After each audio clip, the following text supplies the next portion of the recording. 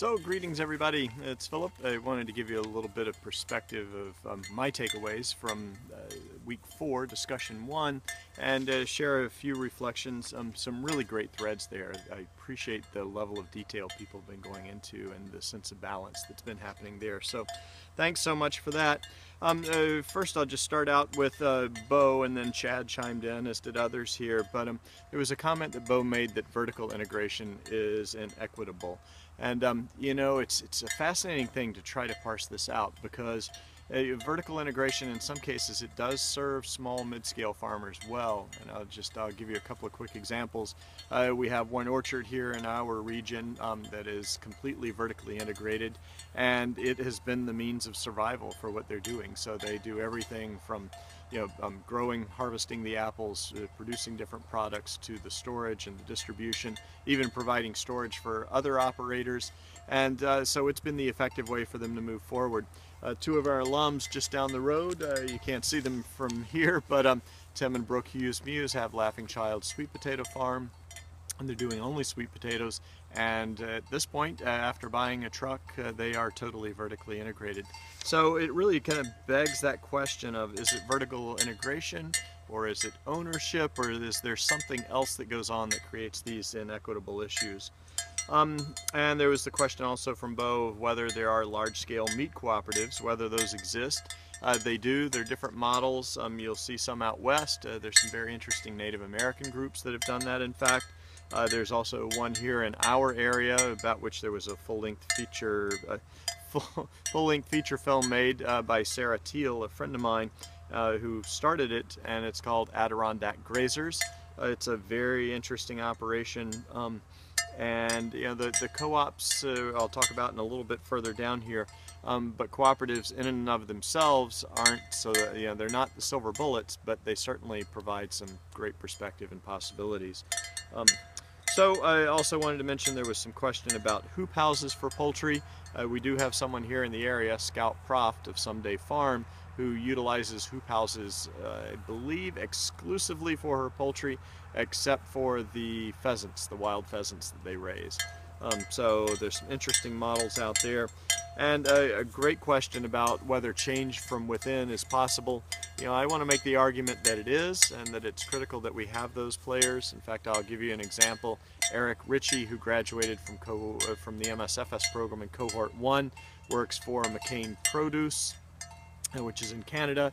They're the largest purveyor of vegetables in eastern Canada, and Eric is responsible for sustainable potato production and does a really amazing job. They provide a bulk of the potatoes for McDonald's by way of his work.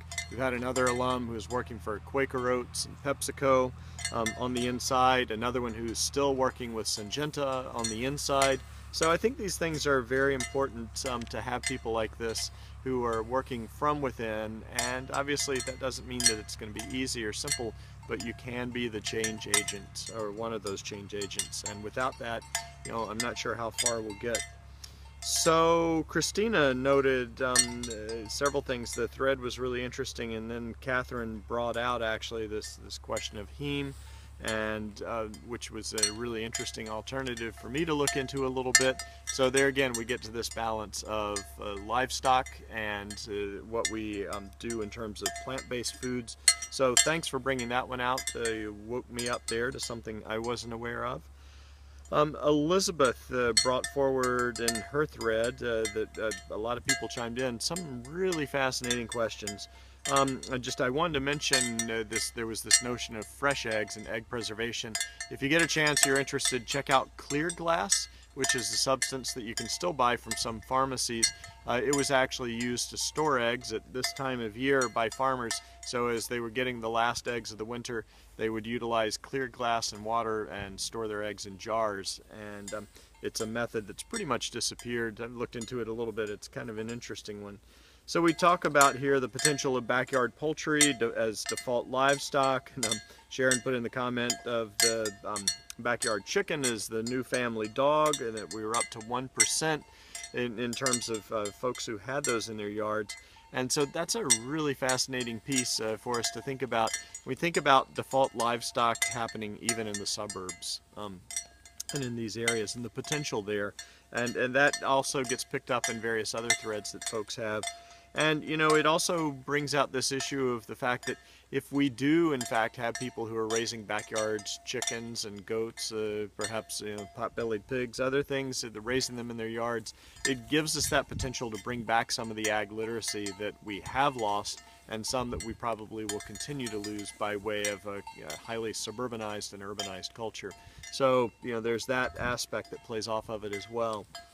And finally, in this thread of Elizabeth's, really made me think about pets and about grain and about the fact that we're producing quite a few grains in order to feed our pets. We talk about it with regard to livestock.